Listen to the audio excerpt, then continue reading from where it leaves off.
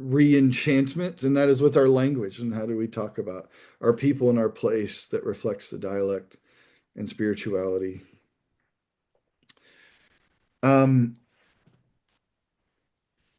Re-enchanting rural ministry calls us to watch our language. And by that, I don't mean avoiding swear words or being PC necessarily, just means exercising a care for our words. And language matters in ministry as well as ordinary life. And caring for our words is one way that we care for one another. And I like this quote from Marilyn McIntyre in her great book, Caring for Words in a Culture of Lies, about words are entrusted to us as equipment for our life together to help us survive, guide, and nourish one another. There's a story about the a desert father named Abba Arsenius. One day, Abba Arsenius consulted with an old and uneducated Egyptian monk to get his thoughts on a spiritual matter. And someone noticed this and said, Abba Arsenius, how is it that you, with all of your training in Latin and Greek, ask this peasant about your thoughts? And he replied, I have indeed been taught Latin and Greek, but I don't even know the alphabet of the peasant. Now, peasant in our day sounds condescending, but the idea that there is a wisdom and a spirituality that exists in local language and the alphabet of other neighbors with different levels of education or experience than us um, is important to remember, especially if those of us who went, some of us who went to seminary, we didn't get Latin and Greek, but we got Hebrew and Greek. And sometimes it can be tempting to set ourselves apart in that way without and neglect the local wisdom. Um, this is especially true in rural ministries who have, as Melinda was kind of getting at, about there's a resistance to being to outsiders and experts, but there's a much more of a being moved by kinship and relationship and storytelling. Now, I live in the South, and I'm not a Southerner. I probably will never be considered a Southerner. I'm a Midwesterner to the core, but I pastor a meeting in East Tennessee. Now, I don't pretend to be Southern to fit in. We have a playful relationship about our different dialects. I've learned to say some things correctly, right? It's not Maryville, it's Maryville. And I've learned to interpret. For example, I was talking about Jeff earlier, who he will often offer people a cheer, and it took me a while to figure out what he was talking about. That it was a chair. Um, and so there's words like that that it used to like really like I'd have to stop and be like, what are they saying? And now it's gotten shorter, it's gotten easier. But my wife Ashlyn is from Tennessee, and she loves to tell the story of when we first moved here. And I was at the pharmacy and picking up, I got a new prescription. So the pharmacist wanted to talk to me. And after three times of him trying to give me instructions, I could not understand what he said was trying to tell me. And so Ashlyn had to I had literally had to get her on the phone to translate. And but she also loves to tell the story of when we were living up in Ohio. We came down to visit family down here over the weekend, and we decided to go to church at a UCC church in Knoxville. And it was the first time she had heard scripture read in a Southern accent for several years. And she was in tears. And there was just something really powerful about hearing the sacred talked about in your native language.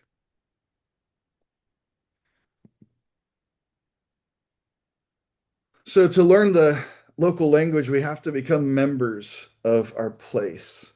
And that's something I've been really shaped by Wendell Berry about. He talks a lot about um, being a member, and people can tell the difference.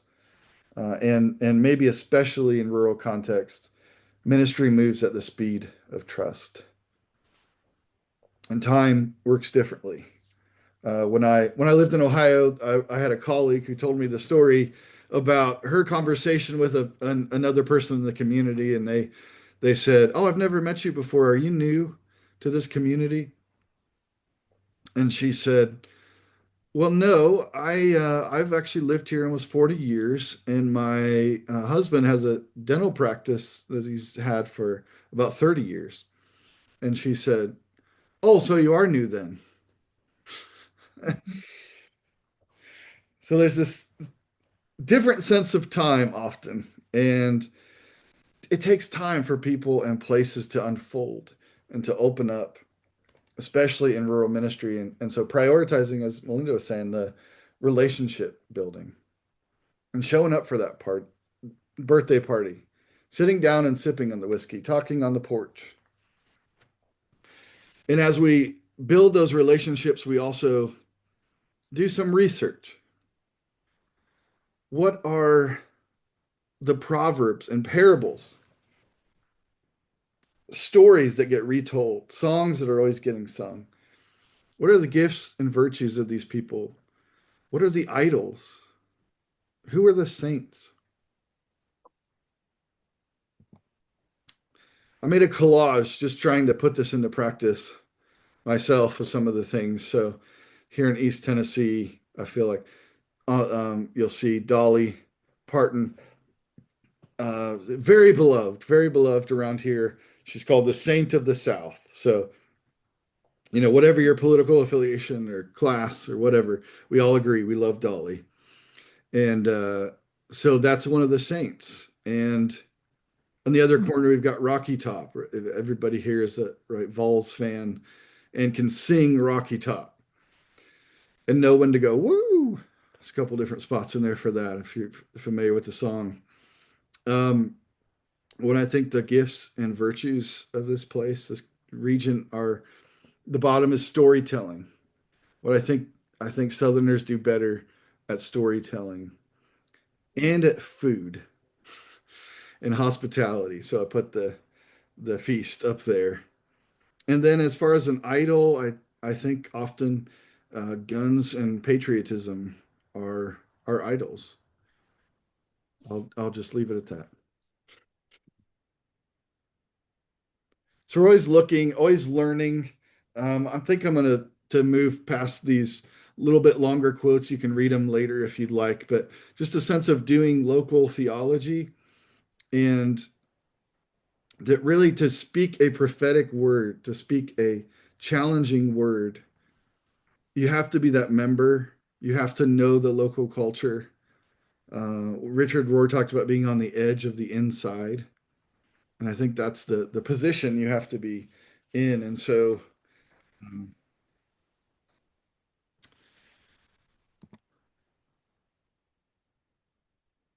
I there's a great book that's from way back in the 1970s called Water Buffalo Theology. He was a missionary to Thailand. His name Kasuki Koyama, I believe, is the pronunciation, and he talked about sitting outside watching the farmers who were working with water buffalo, and he was hearing the bullfrogs and realizing that all of his knowledge of the great theological works, he mentions dogmatics, which is Karl Barth, the great Protestant theologian, and Summa Theologica, which is Thomas Aquinas, and the Catholic theology. All of his knowledge about these were practically useless unless he could translate those into the language that made sense to local farmers. That's right. Yeah. He says the water buffaloes tell me that I must preach to these farmers in the simplest sentence structure. They remind me to discard all the abstract ideas and to use exclusively objects that are immediately tangible: sticky rice, banana, pepper, dog, cat, bicycle, rainy season. leaking house, fishing, cockfighting, lottery. These are meaningful words to them. He also wrote a great book called The 3 Mile an Hour God, talking about the pace that Jesus uh, took walking around the countryside. And again, it's a longer quote. I'll let you read it in more depth if you'd like later, but just the sense that we're also folk artists as local theologians, learning the local language and culture, and then building on that to make sure that our ministry is both fitting and faithful in our place. George Fox, famously talked about it's only Christ, the living Christ who can speak to our condition. But we can also be ministers of Christ who speak to the condition of our fellow friends. And I think that having this posture of a learner, a member, a local theologian and folk artist helps us understand the condition of the folks that we live with, that we love, that we're ministering with. So I want to take a minute to actually put this into practice. This kind of the big word is contextualization, right? Of big ideas, making sure it fits the local language and the local culture. And I want to do that by actually, can I get 3 volunteers to read? Go ahead and put it in the chat if you're willing to read one of these versions.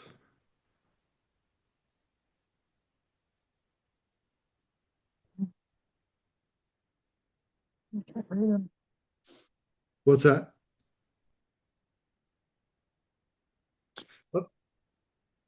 Okay, I can go ahead and read them, but they're so just for a little context, the first one is the NRSV, New Revised Standard Version. And oh,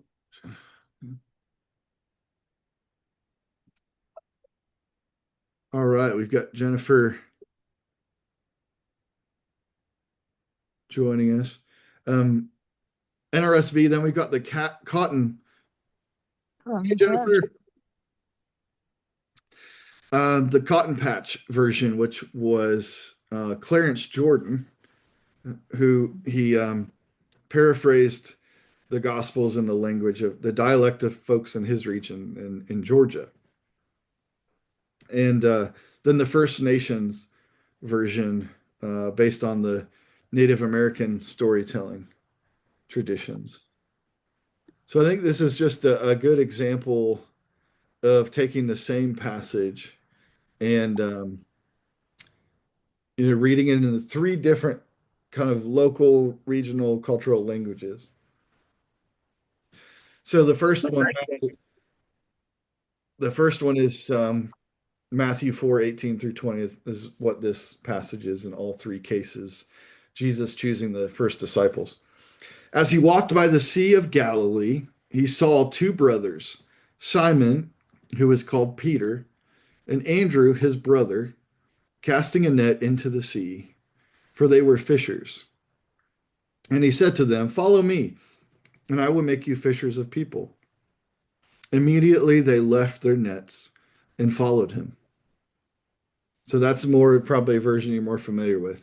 The Cotton Patch version. As he walked beside Lake Lanier, he saw 2 brothers, Simon, who was nicknamed Rock, and Andrew, putting out a net in the lake since they were fishermen. He says to them, "Y'all come with me, and I'll train you to net people." And right away, they left their fishing gear and walked with him.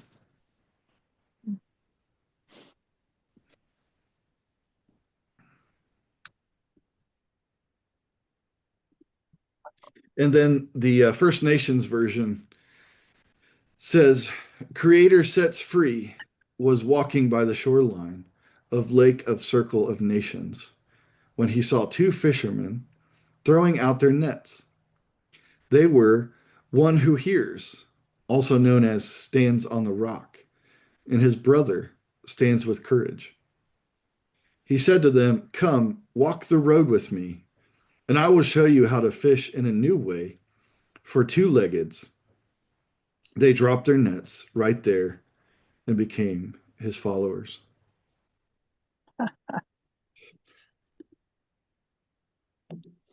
So I like that example. Jennifer, your timing is perfect because now you get to see your Pendle Hill pamphlet on here as a recommended resource. So these are three recommendations for reading about re-enchanting the rural landscape.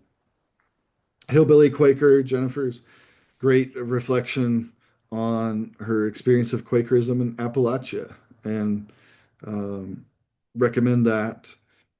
And then this middle book, excuse me, is an older one, but one that I read not that long ago, and it really changed my perspective on class and um, different kinds of the oral culture that's common in rural settings.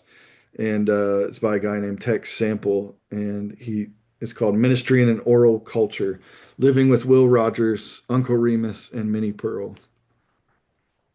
Then, if you are a nerd like me and want to do a little more reading on theology, doing local theology is a good one. So practicing this, some suggestions would be, like I did earlier, make a collage of the images representing local stories and proverbs and gifts and idols and saints as a kind of a reflection of what those might be in your place of your region, and also as a reminder as you think about teaching or preaching or nurturing, how to speak to those. Practice a local lectio divina. That you might be familiar with the spiritual practice of lectio divina, spiritual reading, often done with the Bible, where you listen for how God might speak to you through a word or phrase or image in the text. And so I'm just recommending trying this. Take one day and listening very intentionally to the conversations that you have or you overhear over the course of one day, and notice any words or phrases that surprise you, disturb you, or speak to you. And then, thirdly, retell a Bible story, like we just listened to the three different versions.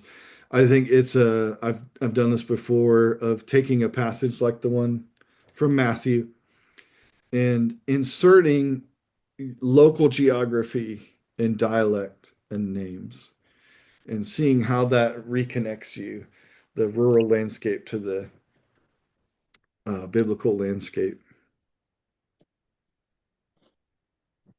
And I think I'm going to stop there and open it up if there's questions or wisdom sharing, anything you wanted to talk about from